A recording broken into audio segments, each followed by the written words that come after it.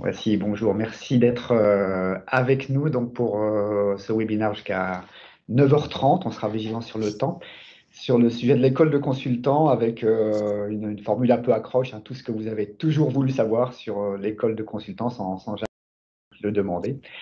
On va essayer avec Anne, Paul et Pascal, notamment de vous partager à la fois notre passion, notre ambition, notre joie d'avancer là-dessus, et puis concrètement, qu'est-ce qui se passe dans cette école, qu'est-ce qui fait qu'on l'a fait, qu'est-ce qu'il y a dedans et comment ça se passe. On imagine le webinar assez interactif à travers le chat, notamment. Donc, Pascal nous redonnera le petit mode opératoire du chat et on vous invite à poser vos questions vraiment au fil de l'eau, même si on n'a pas encore abordé les sujets. Comme ça, on les traitera un petit peu au fil de l'eau. Et autre mode opératoire, vous allez voir, on va faire un peu une sorte de table ronde. Donc, c'est Pascal qui va jouer notre Madame Loyale et nous interpeller, Anne, Paul et moi, et puis Pascal également elle-même, pour vous apporter un certain nombre d'éclairages et en même temps vraiment répondre à vos questions, à vos interrogations ou à vos observations aussi, en fait. Je me présente, donc moi je suis Bernard Debrois, j'ai rejoint l'aventure Optime il y a 3 ans. Je suis de formation ingénieur informatique et je dis souvent personne n'est parfait en fait, hein. J'ai bossé pas mal d'années dans les systèmes d'information, donc à faire de la programmation, du codage, hein, on appelle ça comme ça. Ensuite, j'ai fait du conseil en organisation.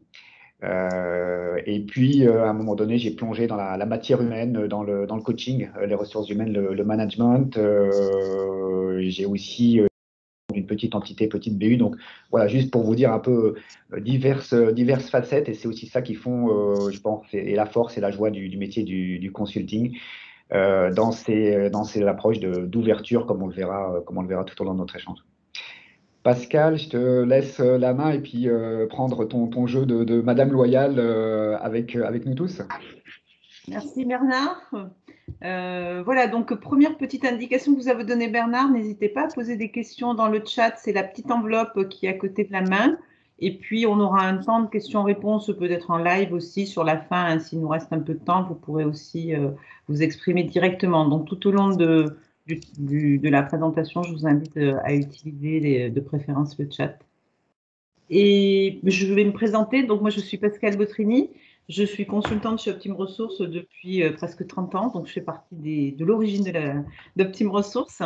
J'ai une longue expérience dans la mise en place de systèmes de management de la qualité et de certification ISO 9001. Et puis, je me suis davantage tournée vers l'accompagnement des hommes. Et donc, j'interviens sur la formation et l'accompagnement de managers. Et j'ai un sujet qui me tient particulièrement à cœur aussi, c'est la création d'écoles internes qui visent à capitaliser le savoir-faire et à transmettre ce savoir-faire, d'où mon intérêt et mon implication dans l'école de consultants. Voilà, donc ce que je vous propose aujourd'hui, je vais un petit peu lancer les échanges et puis je vous propose d'intervenir si vous avez des questions, bien évidemment. Ma première question, elle va s'adresser à Paul. Paul, est-ce que tu peux te présenter et est-ce que tu pourrais nous dire pourquoi Optime a inventé cette école de consultants? Ok, bonjour à toutes et à tous. Donc, je me présente très rapidement. Moi, j'ai passé 17 ans dans l'automobile. J'ai fait plusieurs métiers. J'ai été d'abord bureau d'études, ingénieur bureau d'études. Ensuite, je me suis occupé de projets, de gros projets internes, non pas internes, externes, sur le mode de dépollution des camions. Ensuite, je suis passé à la RH où j'ai été responsable du développement du management. Et enfin, j'ai été directeur qualité-service pour le groupe. J'étais responsable de tout satisfaction client des opérations de commerce et d'après-vente sur le monde, donc les 1200 points de service dans le monde qui délivraient du service. Depuis 10 ans, j'ai rejoint Optime Ressources, que je co-dirige aujourd'hui, et donc très content d'être avec vous et d'animer ce webinaire avec vous. Alors, pourquoi on a inventé l'école de consultants? Alors en fait, ça c'est une ancienne idée en fait, hein, qui date de 2013-2014 probablement, et qu'on avait travaillé d'ailleurs avec certains d'entre vous, alors qui n'est pas présent ce matin, mais avec plusieurs clients qui nous avaient aidé à réfléchir au tout début pour nous dire voilà, qu'est-ce que ça pourrait être une école de consultants. En fait, on s'était rendu compte qu'il y avait une difficulté dans le métier que l'on fait, nous, chez Optim Ressources, c'est que souvent, nous, on recrute plutôt des quarantenaires ou des cinquantenaires, parfois des trentenaires, mais la difficulté qu'on a, c'est que quand on arrive dans ce nouveau métier, dans une deuxième partie de carrière, eh bien, en fait, la réussite, elle n'est pas garantie, c'est pas facile, c'est pas évident, en fait, de réussir ce passage. Et on avait cette difficulté de former nous-mêmes nos propres recrues. Et on se rendait compte que finalement, sur le marché, il n'y avait pas d'offre de formation sur ce métier passionnant. Il y avait des formations initiales, mais il n'y avait pas vraiment des formations de type formation continue. Et donc, on s'est rendu compte que finalement, les gens qui voulaient faire du conseil, souvent, ils se rabattaient plutôt sur une formation au coaching pour aller chercher des outils, mais il n'y avait pas de formation complète sur la posture spécifique du consultant, les outils spécifiques, le business model d'un cabinet de conseil ou d'un consultant indépendant, ou d'un conseil interne, hein, d'un consultant interne dans un groupe. Voilà, et donc c'était pour nous quelque chose voilà, qui a traversé notre esprit. On était prêt à lancer déjà il y a 1 an et demi à peu près, et puis finalement on lance aujourd'hui avec l'UCO, on vous en parlera tout à l'heure. Merci Paul. Est-ce que tu peux nous dire un petit peu plus précisément à qui s'adresse l'école? Alors, l'école, elle s'adresse, je vais commencer par à qui elle ne s'adresse pas. Donc, elle ne s'adresse pas à des jeunes qui sortent de l'école. Nous, on considère que d'abord, il y a dans les écoles de management, il peut y avoir des programmes en formation continue, initiale qui peuvent être intéressants, à l'EM ou à Centrale, par exemple. Il peut y avoir des choses intéressantes pour des juniors qui vont venir dans ce métier par le métier de junior dans le conseil, mais ce n'est pas cette école-là qu'on voulait proposer. Donc, c'est à qui? C'est plutôt à des gens qui sont en réorientation, en deuxième partie de carrière, qui se disent après 5, 10 ans, 15 ans, 30 ans dans une entreprise, vous avez accumulé des compétences, des connaissances, et vous avez envie de transmettre. Et ça, cette envie de transmettre, cette envie de partager vos connaissances, de les mettre à disposition tout en faisant un métier génial, c'est super, sauf qu'il y a des vrais critères de réussite et on a envie de vous aider, d'aider les personnes à réussir ce passage, cette transition, qui est une transition qui est quand même délicate dans certains points, en particulier le commercial, la façon de proposer, la façon de parler de sa prestation. En externe, comme en conseil interne, hein, c'est comment se positionner par rapport au reste de la structure, comment parler de ce que vous faites, comment arriver à marketer en interne ce que vous faites en termes de conseil. Tout ça, c'est des bonnes questions qui sont intéressantes Voilà, donc c'est pour vous. Et donc, ça concerne bien aussi les consultants internes, hein. Bien sûr, tout à fait. Absolument. Et alors, donc, ça peut être donc, dans des cabinets, des gens qui nous proposent d'inscrire des recrues et de les former, hein, et puis, ça peut être des consultants indépendants et ça peut être, bien entendu, encore une fois, des consultants internes. Merci. Alors, on me dit dans l'oreillette qu'on n'a pas présenté Optim. Ah, très bien. Et donc, peut-être que tu peux juste dire qui on est, même si peut-être certains déjà nous connaissent, mais effectivement. Alors, Optim Ressources, c'est un cabinet qui a 35 ans, 34 ans exactement, je crois. Donc, nous existons depuis un petit moment. Nous sommes aujourd'hui 18, basés principalement à Lyon, mais nous avons Pascal qui est à Avignon, par exemple, ou à L'Huilly-sur-Sorgue, ou pas très loin, en fait. Voilà. Et puis, on a Jean qui se situe à Rennes. Nous avons aussi une base avec 2 partenaires à Singapour et en Thaïlande, à Bangkok. Et nous avons ainsi on a la capacité de suivre nos clients à l'international grâce à eux. On a eu pendant 10 ans une filiale au Canada aussi, mais Jean est revenu en France, donc finalement, les consultants qui étaient là-bas dans la structure n'ont pas souhaité continuer sans Jean. Donc finalement, on a arrêté notre filiale au Canada, mais qui a tourné pendant 10 ans. Et on est des généralistes, on accompagne des très grandes entreprises comme des très petites entreprises, comme dans des organisations, des associations ou des administrations, dans leurs projets de transformation en général, autour de deux grands axes, l'humain, les hommes et leurs compétences, et en particulier le management. Et puis de l'autre côté, l'excellence opérationnelle, le management de projet, avec un des outils, une des approches transversales qui est la théorie des contraintes, mais pour ceux qui nous connaissent, ça va les faire sourire. Voilà. Merci Paul pour ce complément. N'hésitez pas à poser vos questions dans le chat si vous en avez déjà à ce stade-là. Sinon, je vous propose de poursuivre et peut-être avant de rentrer dans le concret, on vient de parler un petit peu, enfin dans le concret du programme de l'école, j'aimerais que l'on fasse peut-être un petit passage par ce fameux métier de consultant, parce que la vision que l'on en a et les particularités de ce métier, ben, ça inspire le contenu et ça inspire le parcours que l'on vous propose. Et donc, je propose peut-être que Bernard, tu nous partages cette vision qui est ta vision et la vision d'Optime, bien sûr, sur les particularités de ce métier. Oui, volontiers. C'est un métier, effectivement, en tant que tel. Hein, il y a des consultants à côté ou en complément, il y a des coachs, il y a des formateurs, il y a des managers, évidemment, il y a des chefs de projet aussi, il y a des responsables qualité. Et voilà, il y a toute une série de métiers qui vont se compléter et s'embriquer. Et dans tout ça, le métier du consulting est un métier à part entière. On pourra en parler des heures et des heures, et volontiers pour le faire d'ailleurs. J'ai envie de partager peut-être 4-5 caractéristiques de ce qui caractérise de notre point de vue ce métier-là. La première, je dirais, c'est un métier passionnant. Enfin, nous, on est dedans, on baigne dedans, pour plein de raisons, mais notamment, chacun va y trouver son propre intérêt, mais notamment, moi, l'intérêt que j'y trouve, c'est un peu ce que disait Paul tout à l'heure sur la variété, en fait, des situations, hein, du jour au lendemain, du matin à l'après-midi, on change de contexte. Aussi bien en termes de clients, de secteurs publics, privés, associatifs et autres, que de problématiques, que de contacts aussi. Hein. On peut très bien avoir un échange et un atelier avec des opérateurs et puis une demi-heure après être dans le bureau du DG pour lui faire des propositions, voire parfois un peu le gratouiller et le chatouiller en fait. Donc cette variété extrêmement passionnante. Et puis un deuxième élément qui nourrit moi ma passion, c'est le fait d'être apporteur de solutions, en fait. Enfin, en tout cas, de chercher à apporter des solutions. Je vais le dire comme ça plus modestement, de chercher à apporter des solutions, de chercher à résoudre des problématiques, en fait, et du coup d'apporter notre petite pierre à l'édifice pour faire avancer le schmilblick.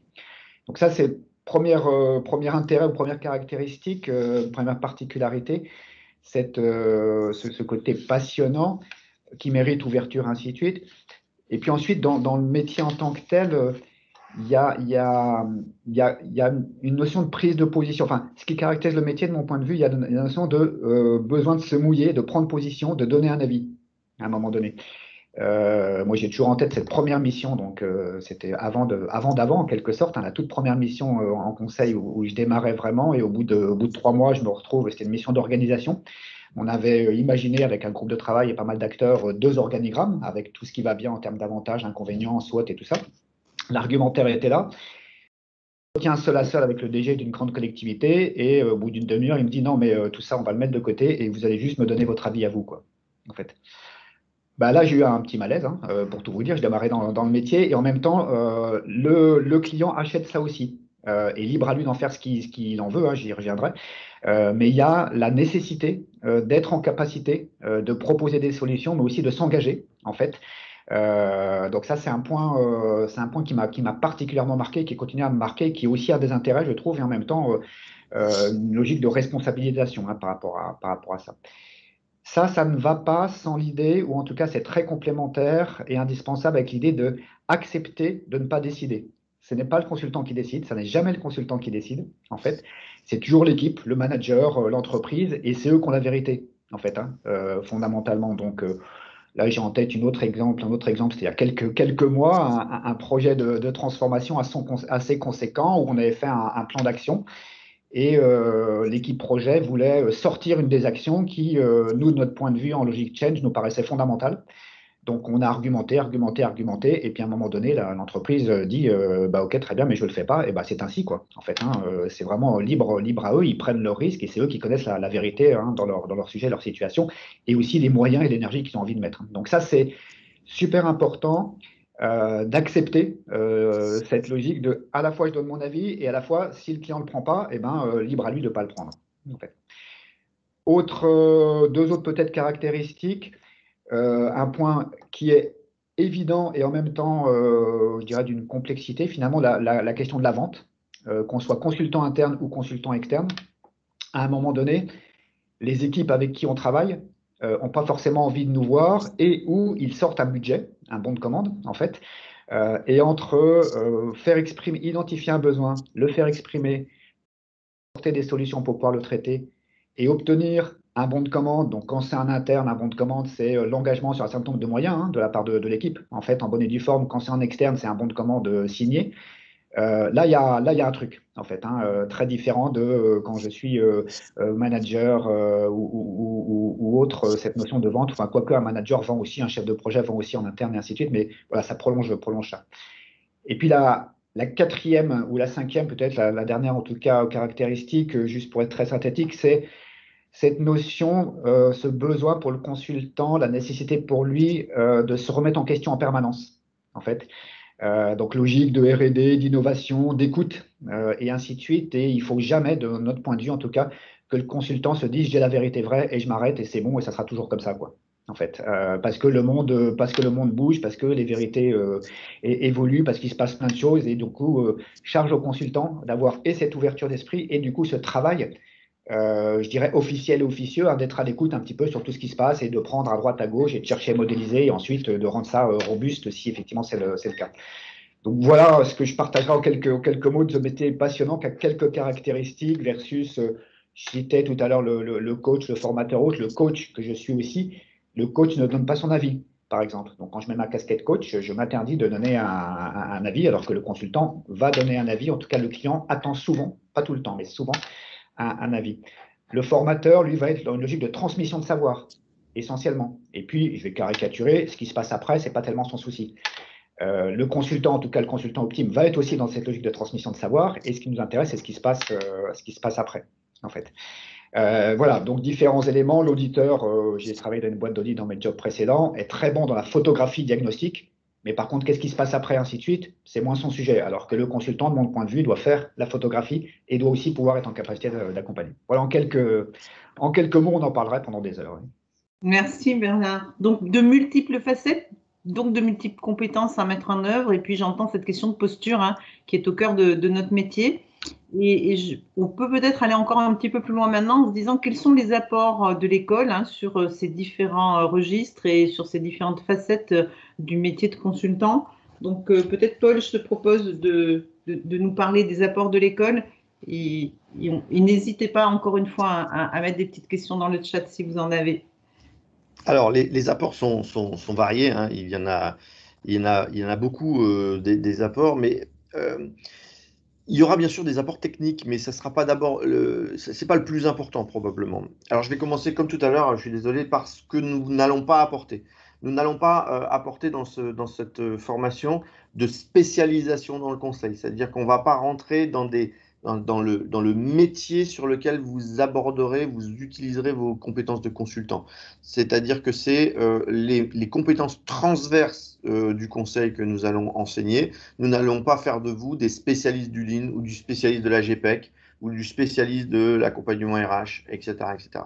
Donc, c'est une école qui a pour vocation de vous donner ces outils transversaux, cette posture globale du métier.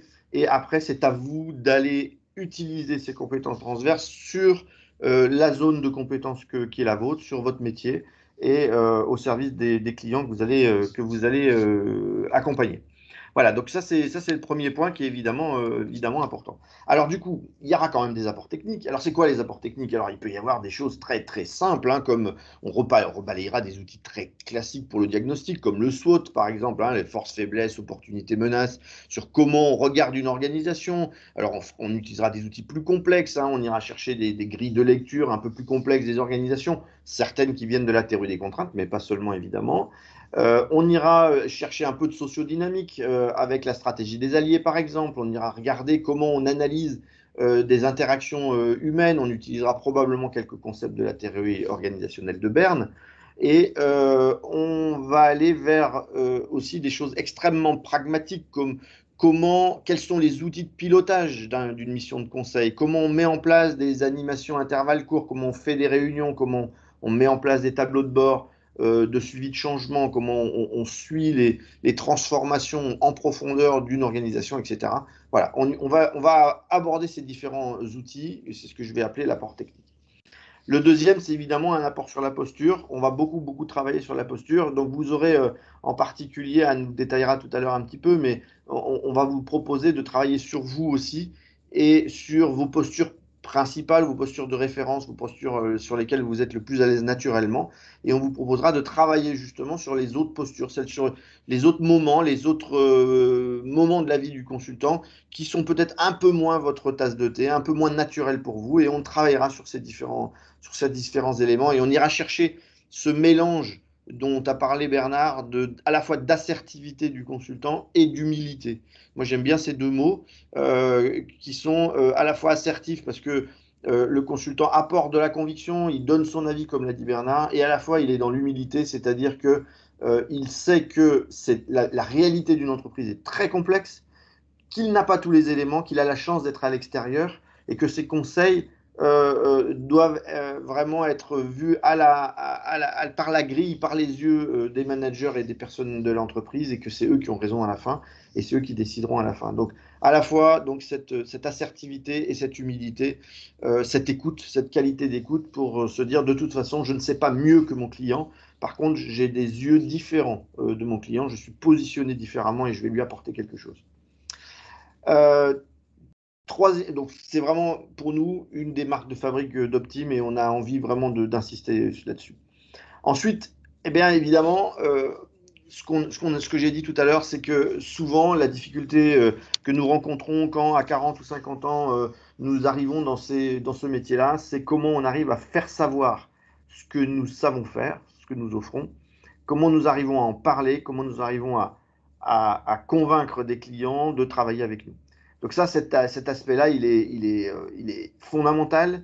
C'est la condition nécessaire de réussite dès le départ, puisque vous aurez peut-être des choses à transmettre, des compétences à transmettre, beaucoup d'envie, beaucoup de métiers. Mais si vous n'avez pas ce que j'appelle le droit de jouer, hein, c'est-à-dire si vous n'avez personne qui vous demande d'appliquer ces compétences dans un domaine ou un autre, c'est délicat. Donc comment arriver à donner envie en interne comme en externe, hein. Moi, j'ai créé dans mon histoire, j'ai pas contribué à la création de la business unit Renault Trucks Compétences, qui était une business unit de formation et de conseil à l'intérieur d'un grand groupe, avec la volonté de vendre nos prestations à l'intérieur du groupe. Donc, il y a clairement cette démarche également de comment on fait pour donner envie à des managers en interne d'utiliser des consultants qui ne sont pas dans leur organisation, qui sont peut-être dans la même société. Et voilà, comment on en parle, comment on donne envie, comment on arrive à, entre guillemets, être visible sur le marché et être légitime pour pouvoir accompagner quelqu'un. Voilà, donc on travaillera beaucoup sur ces domaines-là et c'est Anne, je crois, qui va essayer de vous donner un aperçu des différents modules qui vont nous permettre de travailler là-dessus. Alors, avant de passer, merci Paul. Je vois qu'il y a une petite question, ou remarque. Il y a un peu de frustration dans ce métier finalement. Alors, je pose la question à mes collègues. Moi, je partage ce point. Je pense que oui, il y a des moments de frustration parce que, mais quand on est dans une entreprise, je pense que c'est pareil, hein. C'est la frustration d'accepter, qu'on n'a pas toujours raison et que le décideur est le client. Et c'est de temps en temps frustrant. Au début, souvent, c'est un peu frustrant. Au bout d'un moment, je trouve que c'est très sain. C'est extrêmement intéressant à tout moment de demander même au client de challenger notre avis, de nous donner son avis et de l'aider à avancer. Notre objectif, c'est de l'aider à avancer, c'est pas de lui apporter des réponses toutes faites. Et donc, c'est très important pour nous de gérer justement cette frustration, qu'elle ne devienne pas une trop grosse frustration, parce que je pense que ça serait un problème et ça nous empêcherait de faire correctement notre job, mais au contraire de transformer cette petite frustration en challenge, c'est intéressant d'entendre un avis différent, de ne pas prendre les options qu'on lui a proposées, de comprendre pourquoi à un moment donné, notre position, notre avis n'a pas été suivi, n'a pas été pris en compte. Ouais, et puis je compléterai je compléterai autour de cette notion de joie, je dirais ça comme ça, en tout cas positive, d'apporter des solutions, de déverrouiller des situations. Et du coup, à l'inverse de la frustration, même si je rejoins ce que Paul, tu partageais, il y a parfois un certain nombre de situations qu'on arrive à dénouer parce qu'on est l'extérieur, en fait, tout simplement. Enfin, tout simplement, c'est pas aussi simple. Mais du coup, il y a aussi cette logique de on est à l'extérieur, du coup, on dénoue des situations, alors qu'en étant à l'intérieur, il peut y avoir une frustration, en fait. Donc, il y a plein d'intérêts par rapport à ça. Et néanmoins, effectivement, ce que disait Paul, on le vit aussi chacun, oui. Merci.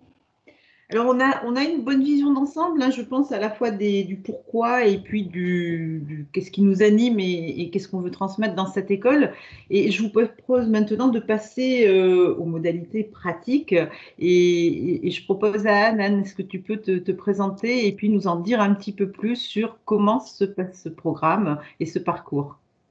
Oui, avec plaisir. Donc, bonjour à tous. Moi, je suis Anne Farugia. Je suis optimienne, donc je travaille chez Optime depuis plus de 15 ans maintenant, voilà, dans ce beau métier du conseil. Et j'ai la chance d'être chef de projet donc sur l'école de consultants et de m'appuyer aussi sur une super équipe. Et pour répondre à Marc, je pense que le collectif joue aussi beaucoup dans l'acceptation et la digestion de la frustration et le fait d'en faire un moteur. Voilà, c'est une petite parenthèse. Voilà, donc moi, j'ai, après une première partie de mon parcours en entreprise plus classique que le conseil, donc dans des domaines, dans des fonctions commerciales, de développement commercial. Et donc de manager. Donc j'ai rejoint le monde du conseil et donc aujourd'hui chez Optime, je pilote l'équipe excellence managériale et j'interviens sur voilà, tout ce qui touche à l'accompagnement de managers, alors managers hiérarchiques, managers transversaux, chefs de projet, accompagnement des transformations et donc voilà, école interne aussi avec Pascal et ravie là de pouvoir enfin lancer notre école de consultants et de pouvoir vous faire partager notre passion de ce métier. Donc concrètement, comment ça va-t-il se passer? Alors, un consultant, il y a quelques années, on disait un consultant sans post-it, il est plus grand-chose, ce qui était vrai. Moi, je plaide coupable. Un consultant sans PowerPoint, il se sent un peu tout nu aussi. Donc, on n'a pas pu s'empêcher. Vous avez vu, depuis le début, on tient. On n'a pas craqué, on n'a pas de support. Mais là, on va craquer quand même. Merci, Marc. La valise du consultant. Donc, je vais vous partager mon écran.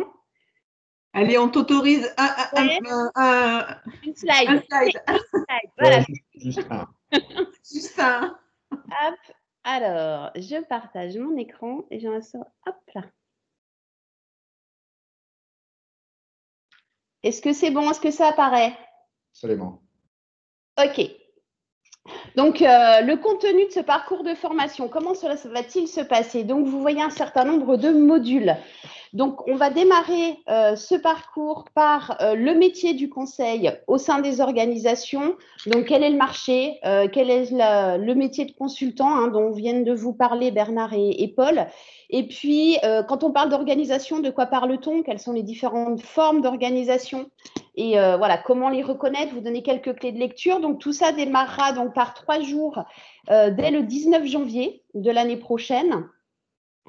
Suite à ces 3 jours de formation, donc nous parlerons pas mal et en fait, bon, ce sera aussi un peu le fil rouge de notre parcours de formation et de consultant, mais c'est beaucoup sur la posture. Paul vous disait aussi on travaillera sur qui vous êtes, quelles sont vos préférences d'animation, de manière de faire du conseil, et puis surtout là où on est un peu moins à l'aise, pour pouvoir le savoir et pouvoir y travailler. Donc là, 4 jours en février sur la posture de consultant. La partie commerciale dans ce métier, qu'on soit consultant interne ou consultant externe, est extrêmement importante parce que même si en tant que consultant interne, on n'a pas forcément de lien contractuel, on a quand même des clients et il faut quand même leur donner envie de nous acheter nos prestations. Donc, on travaillera aussi donc dès le mois d'avril sur mon offre, savoir la vendre. Donc, qui je suis, qu'est-ce que je vends, comment je la vends. Et cette formation, on la veut hyper pragmatique et ancrée dans les réalités terrain du consultant. C'est aussi un peu la marque de fabrique d'Optime. Donc, il y aura bien entendu des apports en termes plutôt théoriques, mais surtout beaucoup d'exercices, beaucoup de cas pratiques. Et là, ce qu'on propose, c'est qu'effectivement, dès le mois de mai, vous puissiez aller rencontrer un client, vous puissiez faire un rendez-vous de prospection commerciale, donc se mettre en écoute des problématiques clients et surtout les rédiger une proposition. Donc, que ce soit dans votre entreprise ou avec des clients externes, de dire, voilà, comment est-ce que je rédige ma proposition.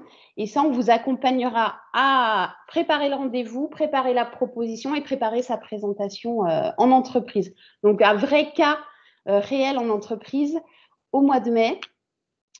On travaille… Oui. Excuse-moi, on me dit que le 24 mai est le lundi de Pentecôte. Donc, si c'est le cas, il faudra qu'on modifie. Ouais, mais quand on est consultant, il faut savoir aussi donner de soi. Donc, merci pour l'alerte. Donc, ce ne sera pas le 24 mai. Autour du 24 mai, il y aura donc cette journée-là. Merci beaucoup. Donc, ensuite, fin mai, donc, premiers ateliers sur les méthodes et les outils d'animation. Comment j'anime une équipe, comment j'anime une réunion, comment j'anime une formation. Voilà, et là, c'est toujours pareil, vous faire pratiquer, vous amener des outils, des méthodes, mais surtout, vous les faire pratiquer, ça, c'est extrêmement important.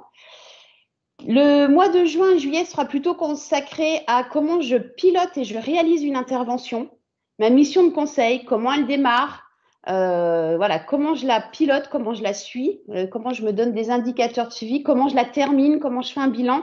Et puis l'idéal étant de se dire après comment j'ai créé la relation avec le client qui lui donne envie de me racheter d'autres prestations par la suite. Viendra le mois de septembre, donc après la coupure estivale, sur lesquelles nous referons une deuxième phase d'atelier sur les méthodes et outils, là plutôt de l'intervention. Et l'idée, c'est d'ouvrir aussi sur, alors Paul disait tout à l'heure, on ne va pas vous former sur vos expertises techniques, évidemment, on n'est pas là-dessus, mais on sera quand même aussi sur comment on analyse et comment on peut mener et aider les entreprises à se structurer autour de grands sujets que sont la RSE et que sont la transformation numérique des organisations.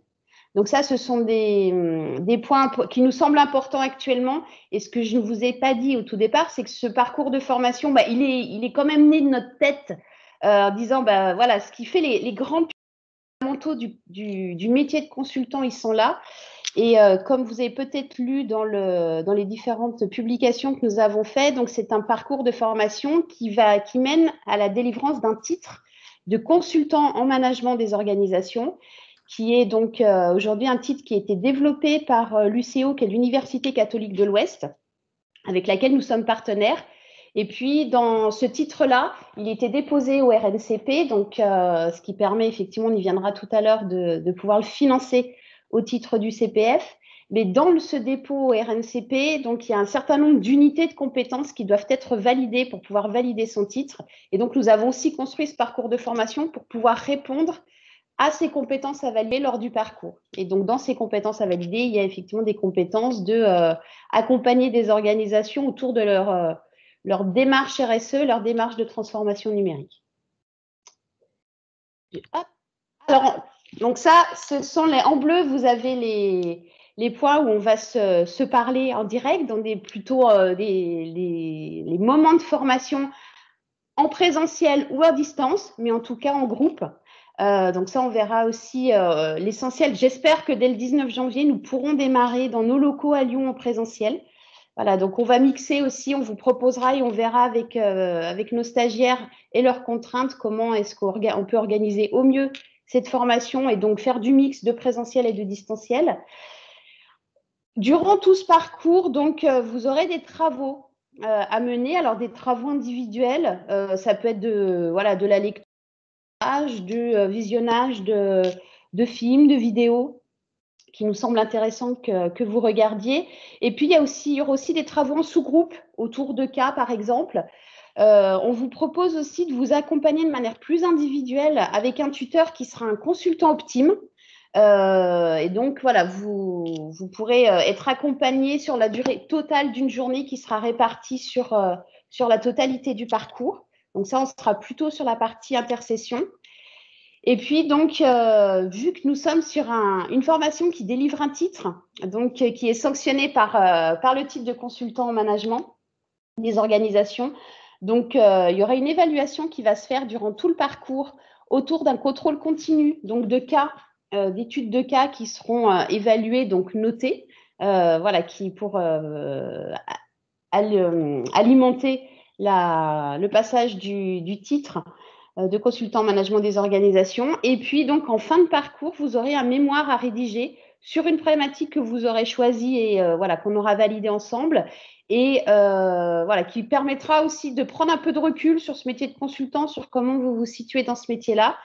Et en plus de ce mémoire, donc vous le présenterez lors d'une soutenance devant un jury. Et c'est ce jury qui, à partir des résultats obtenus au contrôle continu et puis du mémoire et de la soutenance, délivrera ou pas le titre au moment de la certification. Les formateurs qui interviennent, qui sont-ils? Alors, d'abord, c'est l'équipe Optime. On disait qu'on avait envie de transmettre. Donc, voilà. Donc, ce sont des consultants Optime expérimentés qui vont intervenir et qui vont réaliser les modules de formation, sachant que nous nous appuierons aussi sur des intervenants externes. Je pense par exemple à des maîtres de conférences de l'UCLI, qui est l'Université catholique de Lyon, qui viendront intervenir autour de la philosophie, des sens, des émotions, ce qui permettra aussi parfois de sortir du cadre et de nous faire réfléchir un petit peu autrement. Et puis des témoignages d'entreprises qui viendront nous présenter leurs organisations, voilà, pour ouvrir un peu aussi les regards, et puis qui viendront partager avec nous qu'est-ce que j'attends moi du consultant, qui viendront un peu nous raconter leurs expériences avec des consultants qui sont internes ou externes et auxquels vous pourrez poser toutes les questions que vous souhaitez. Donc on a vraiment souhaité faire un lien concret avec le monde de l'entreprise, avec nos clients. Voilà ce que j'avais à vous dire. Alors, une petite question qui arrive pour toi, ou enfin pour l'équipe. Peut-on être dans une entreprise et travailler sur un sujet et mémoire pour une autre structure?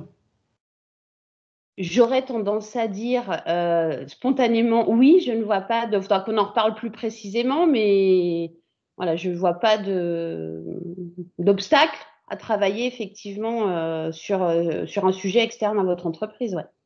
Oui, tout à fait. Et d'ailleurs, vas-y Bernard. Ouais, je me permets, il y a une logique, c'est une question intéressante d'ailleurs, parce qu'il y a une logique de confidentialité dans toutes les missions que fait le consultant aussi, on ne l'a pas dit tout à l'heure, mais c'est fondamental. Et tout à l'heure, quand je disais que d'une heure à l'autre ou d'un matin à l'après-midi, on passait d'un contexte à autre, parfois on est le matin dans une entreprise, l'après-midi dans une entreprise concurrente. Sur des sujets différents, certes, mais évidemment confidentialité majeure de ce qui se passe à droite et à gauche. Donc sur le principe, pourquoi pas. Ensuite, j'imagine que c'est à regarder effectivement avec votre propre entreprise et le cas en question. Donc on peut retravailler ça et ajuster ça effectivement. J'espère que ça répond effectivement à ce premier élément. Anne, peut-être un point que tu n'as pas abordé, c'est combien de personnes dans une promo? Est-ce qu'on peut peut-être dire à peu près quelle est la jauge? Alors, la jauge, la jauge idéale pour moi, elle est de 8 personnes. Ça, c'est la promo idéale. Et on ira entre 5 et 10 personnes maximum par promotion parce qu'on souhaite vraiment avoir un lien de proximité avec chacun de nos stagiaires et en même temps créer l'esprit de groupe, créer la cohésion et puis que ce soit aussi pour nos stagiaires un bon moyen de développer son réseau professionnel. Donc, voilà, pour de l'émulation, c'est au moins 5 personnes. Mais volontairement, on a capé à 10. Voilà, je vous parlais d'accompagnement individuel, de travaux de groupe. Voilà, c'est important qu'on puisse nous aussi le suivre correctement et on pense que voilà, jusqu'à 10, c'est faisable. Au-delà, on fera 2 promos. Voilà. À la appel. Alors, d'autres questions qui arrivent. La charge de travail personnel que représente ce parcours? Alors, on l'a donc en plus de ce que je ne vous ai pas précisé, c'est qu'effectivement, il y aura 24 jours de formation donc en présentiel ou à distance, donc de manière assez classique. Et on est évalué à 14 jours supplémentaires, donc répartis sur les 10 mois, de charge de travail individuelle en intercession durant ce parcours. Donc de travail individuel ou en sous-groupe, mais en tout cas hors temps de formation en présentiel ou à distance avec un formateur. Alors, arrive pas mal de questions sur le mémoire, type de sujet, lien avec une entreprise, quel temps à y consacrer? Alors, pour le travail sur le mémoire, dans le temps à y consacrer, on a essayé de calibrer ça dans les 14 jours. Alors, je ne veux pas vous vendre des choses un peu irréalistes, mais je pense que ça peut passer dans les 14 jours. Certains iront plus ou moins vite. Mais en tout cas, vous serez accompagné aussi dans ce travail-là. Quand on parle de mémoire, on ne souhaite pas avoir un document Word écrit en 12 et 50 pages. Voilà, ce n'est pas du tout l'objectif. Par contre, nous, ce qui nous intéresse, et c'est pour ça que les thématiques, les problématiques seront choisies par chacun d'entre vous et validées avec l'équipe de formateurs. L'idée, on avait imaginé, par exemple, votre mémoire peut partir de la proposition que vous aurez fait au client lorsque vous allez aller au rendez-vous. Et en disant, bah, tiens, finalement, de cette proposition-là, comment je vais un cran plus loin? Est-ce que j'ai proposé au client? Mais voilà ce que, si je prends un peu de hauteur, ce que j'aurais pu faire différemment. Finalement, si on fait la mission, on imagine si on avait décliné la mission, voilà, quelles auraient été les grandes étapes, qu'est-ce que j'aurais pu faire et qu'est-ce que ça m'a donné à apprendre moi aussi de ma posture de consultant, de comment j'ai envie de pratiquer ce métier du conseil. Donc, le mémoire est très en lien avec la mission proposée, voire même vendue, voire même réalisée. C'est ce qu'on vous souhaite. Hein.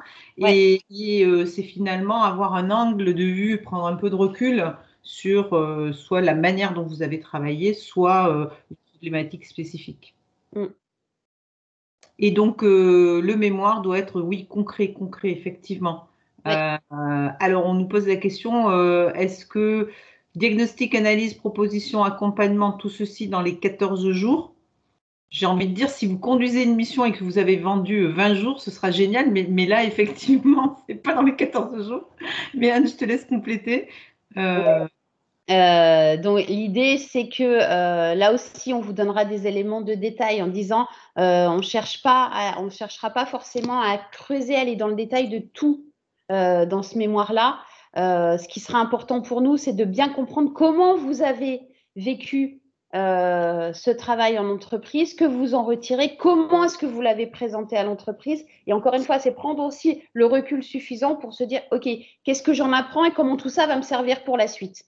Que je sois consultant interne, que je sois consultant externe, qu'est-ce que j'en retiens de qui je suis, comment j'ai envie de pratiquer le conseil, quelles sont mes prochaines étapes à moi. Et voilà, j'ai encore certainement, on en a tous, hein, des points d'appui et des points d'amélioration, et en se basant effectivement sur des choses un peu concrètes. Donc, on ne va pas vous demander un mémoire où vous allez nous raconter par le menu comment vous avez mené un diagnostic, l'intervention, etc., toute votre mission.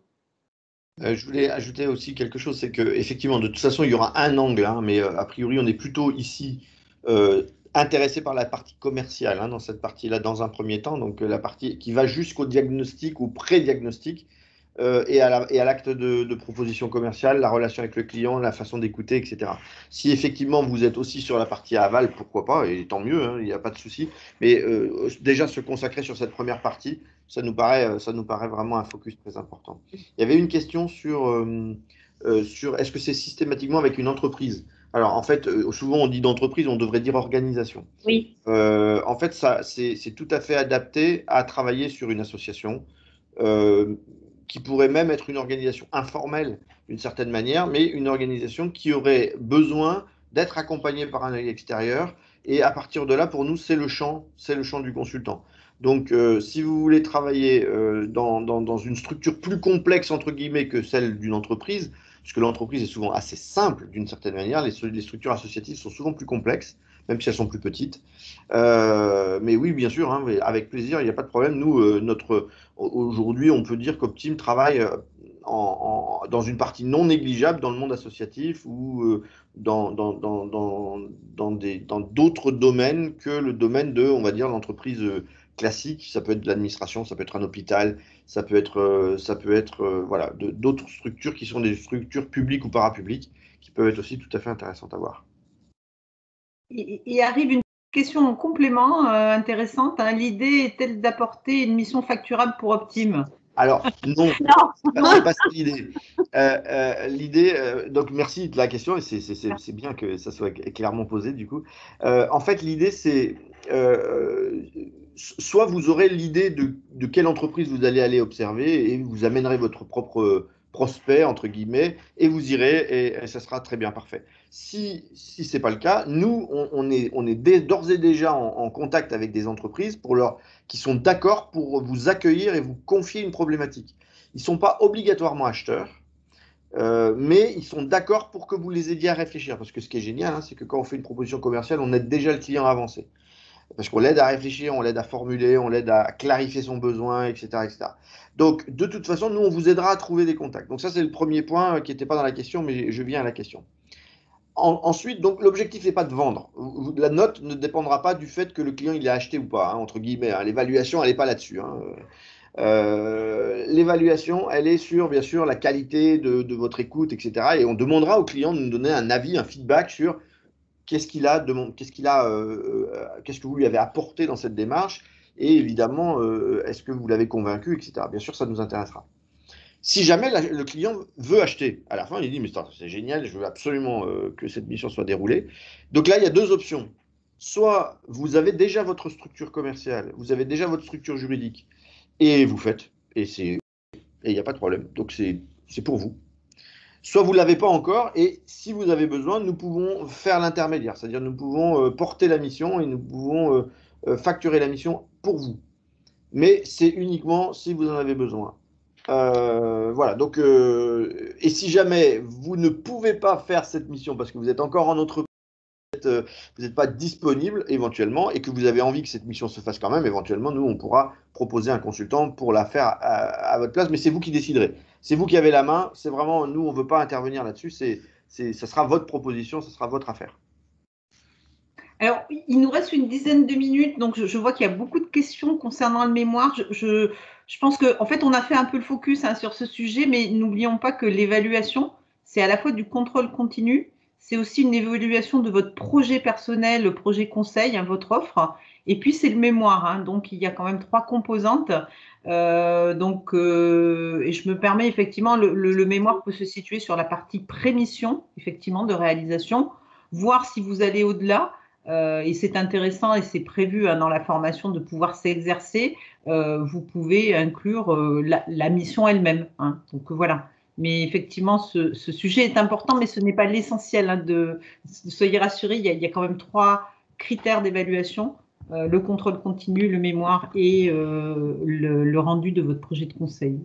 Et puis, on passera du temps à en parler avec vous, à vous présenter, à vous accompagner aussi. On va pas on vous lâchera pas seul dans la nature en disant on se revoit en octobre ou en novembre pour votre mémoire. Voilà, on vous accompagnera. Je voulais juste répondre à Séverine qui demandait s'il y a une autre session qui est prévue dans l'année. On espère pouvoir éventuellement redémarrer une en septembre. Voilà, si on a des retours. L'idéal, ce serait pouvoir effectivement démarrer 2 promos par an. Ce serait chouette. Ouais.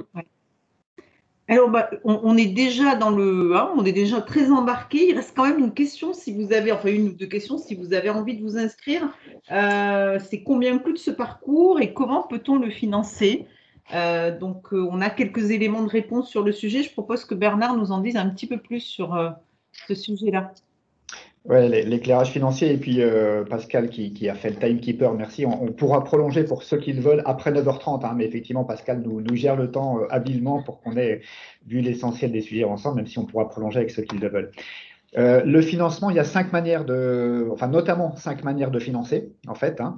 Donc, le premier financement classique, formation continue, financé par l'entreprise sur des jours de travail, en fait. Donc là, on est sur une prise en compte intégrale de la part de votre entreprise, aussi bien en termes financiers qu'en termes de jours de travail. Et de ce fait-là, donc on est sur un budget de 7 900 € hors taxe. Donc ça, c'est la première solution. Deuxième solution, à titre individuel, vous avez envie, vous, de la financer et de le faire sur vos jours de congé et ou le week-end pour les jours en back-office et autres, en tout cas en dehors de votre entreprise. Donc là, évidemment, le budget est adapté. On est sur 6 600 € TTC, donc il y a un écart dans l'écart, entre guillemets. Et je reviendrai sur les modes de financement en tant que particulier. Donc ça, c'est le deuxième mode. Le troisième mode qu'on a inventé en fait avec les premiers stagiaires ensemble, c'est un mixte entre les deux premiers en fait. C'est-à-dire certains nous ont dit, moi je vais financer la moitié et mon entreprise va financer la moitié.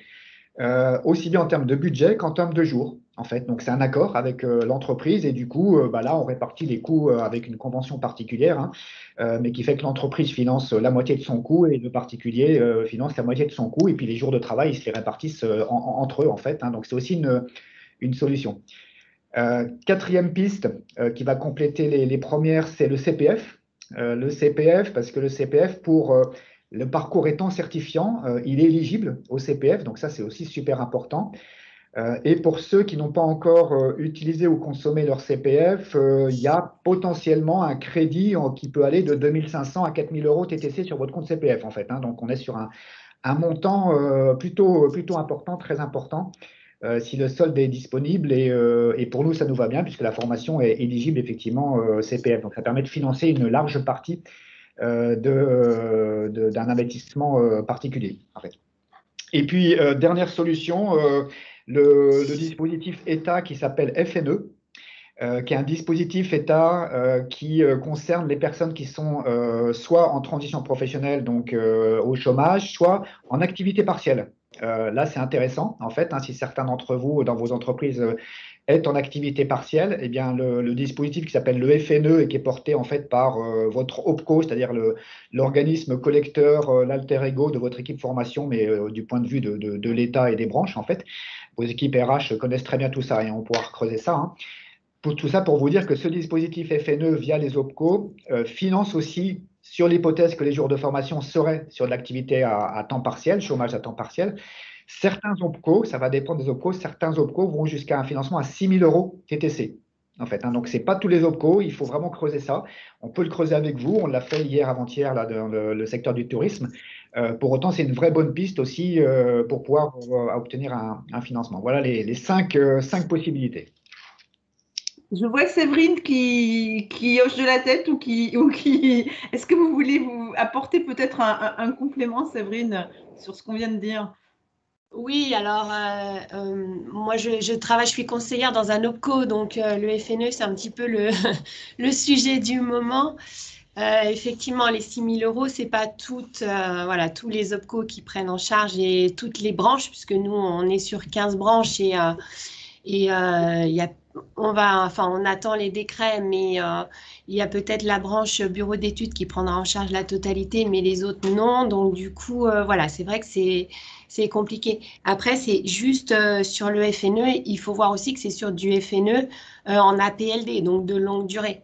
Donc voilà, donc il faut qu'il y ait une convention signée avec la directe sur de la longue durée. Voilà. Merci. Juste une petite précision, mais après, c'était... En tout cas, on vous invite après à se rapprocher de Anne ou de Bernard et de Foucault et ensemble, on pourra trouver la meilleure solution pour le financement. Alors, je crois que Séverine, vous êtes dans l'OPCO Atlas, hein, il me semble, Oui. j'ai vu ça dans votre mail, hein. Donc, vous êtes dans notre OPCO préféré, évidemment, puisque c'est l'OPCO des consultants, hein. Et je crois que voilà, vous êtes particulièrement concerné, évidemment, par le sujet. Et globalement, vous êtes assez réactif sur ces sujets-là. Enfin, je crois avoir vu avec beaucoup de volonté d'accompagner ces choses-là. Pas assez à notre goût encore, mais voilà, on essaye d'être assez réactif. C'est vrai qu'on est sur des branches qui sont quand même à l'écoute de leurs adhérents et qui réagissent quand même assez vite par rapport aux différents financements. Bon, l'année prochaine, ça risque d'être un peu plus compliqué, hein, mais bon. Très bien. Alors, on arrive à la fin du temps. Ce que je propose peut-être, c'est que si certains veulent rester pour quelques questions complémentaires, on va le faire. Je vois que Anne nous dit qu'elle s'en va. Anne, pardon. Donc, au revoir. Bonne journée. Et je pense que juste, il y a eu quelques remarques. Alors, attention à Bernard, lundi de Pentecôte plus les week-ends, ça fait beaucoup, nous signale-t-on. Donc, on est peut-être coupable pour le lundi de Pentecôte. Hein. Oui, je replaide coupable aussi, je suis co-responsable. On avait donc peut-être, effectivement, est-ce qu'on a traité l'essentiel des questions? Je regarde. Hein. Ouais, je pense qu'il faut deux petits mots de conclusion, peut-être. Voilà, je suppose qu'en conclusion, Paul, tu puisses nous dire, en fait, finalement, quelles sont les bonnes en résumé de s'inscrire à ce parcours. Alors, super, je veux bien. D'abord parce qu'il est génial ce parcours et qu'on a très très envie de vous y accueillir et de transformer, de transmettre, de transformer votre nouvelle dynamique professionnelle en réussite. C'est vraiment quelque chose qui est pour nous essentiel. Ce qu'on veut, c'est vous accompagner dans la réussite de cette transformation. C'est une formation qui est certifiante. Donc, c'est quelque chose qui est intéressant, hein. Évidemment, c'est de voir qu'il y a une vraie reconnaissance qui sera vue par vos clients, vue par votre employeur et qui va vous donner une légitimité. On parle souvent du syndrome le mot va m'échapper. L'imposteur. De l'imposteur, merci, du syndrome de l'imposteur dans le métier de conseil, qui est bien, hein, il est important de l'avoir, ce syndrome de l'imposteur. Il n'empêche que parfois, il nous mange un peu et il nous empêche d'avancer parfois aussi loin et aussi vite qu'on peut. Ce parcours va vous aider à gérer ce syndrome de l'imposteur et c'est intéressant. Hein, pour ceux qui veulent savoir ce que c'est, un petit peu de teasing, on en parlera un peu plus tard. C'est une formation qui est très pragmatique, ancré sur la réalité. C'est des consultants, c'est pas des formateurs professionnels qui vont vous accompagner, c'est des consultants formateurs, c'est des gens dont c'est le métier, qui le font depuis 50, 10 ans, 15 ans, 20 ans, 30 ans, et qui ont une posture particulière et qui ont envie de vous la transmettre, et ça sera proche du terrain, avec des entreprises, et je pense que ça, c'est vraiment une clé. Le financement est possible. Ça développera votre réseau, hein, ne serait-ce que le petit groupe. J'espère qu'à terme, les différents consultants formés Optime, je ne sais pas comment on les appellera, parce que les optimiens, c'est plutôt les salariés, mais est-ce que, je sais pas, on les appellera les optimistes, hein, comme peut-être proposé Marc tout à l'heure. Et donc, voilà, ça fera peut-être une communauté aussi qui vous permettra de travailler en réseau, parce que c'est vrai que dans le monde du conseil en indépendant, hein, il y a beaucoup de consultants en indépendant, le travail en réseau est essentiel pour la réussite, ne serait-ce que pour partager les réussites commerciales, pour compléter les compétences, etc. etc. Voilà, donc nous, en conclusion, on espère que vous allez faire le pas parce que on a hâte. A priori, on est pratiquement sûr de lancer la session puisqu'on a quasiment les 5 inscrits. Donc la session va se faire. Donc voilà, on espère que vous pourrez vous inscrire. On espère en lancer une deuxième en 2021, mais voilà, pour l'instant, on n'est pas là-dessus. C'est la première, on est concentré sur la première et on ne veut pas vous faire de fausses promesses sur une deuxième session qui pourrait avoir lieu en septembre, même si on essaiera peut-être de la monter. Et donc, on nous pose une question très pratique, le point d'entrée pour s'inscrire. C'est la dame d'en haut, là. C'est la dame d'en haut. Pour ceux qui ont, où la dame est en haut, c'est Anne, en fait, effectivement. Voilà, c'est Anne. Donc, à nous, Bernard, effectivement, voilà, si vous vous rappelez. Voilà, et visiblement, Marc veut nous aider à gérer les finances. Merci, Marc. Super, je t'envoie, Marc, tu viendras bosser avec moi sur la session. On se refait un peu. Ça marche. Écoutez, merci beaucoup pour votre écoute. Moi, je bascule aussi sur une autre réunion, donc je laisse éventuellement ceux qui veulent rester discuter avec Anne et Bernard et Pascal, mais moi aussi, je me sauve. Je vous souhaite une excellente journée. Merci, Paul. À plus. Salut, Paul. À bientôt. Est-ce qu'il y a une dernière question? Non, je crois qu'on a fait le tour. Laurie, c'est en train d'écrire. Donc, on prend les dernières questions. Oh, je peux le dire oralement. Donc, n'hésitez pas. Hein. On vous écoute. Laurie? Non, c'était juste pour dire que j'ai trouvé la présentation extrêmement intéressante et toujours aussi séduisante. Donc, bon, il n'y a plus qu'à appuyer sur le bouton. Donc, je vais encore me donner quelques secondes avant de faire la démarche. Mais en tout cas, c'était super, bien calibré, magnifique. Merci. Cas, voilà, ça donne envie sur la posture. La posture y était. Donc, voilà, il y a beaucoup à apprendre. Donc, félicitations en tout cas. Et puis, bon courage. Belle réussite à vous. Merci. Séverine, est-ce que je peux me permettre, est-ce que vous pouvez nous apporter un petit éclairage sur le process autour du FNE, même si les personnes qui sont autour de la table ne sont pas forcément Atlas, mais c'est quoi la logique pour les personnes qui voudraient creuser ça, en fait, le financement FNE possible, éventuel?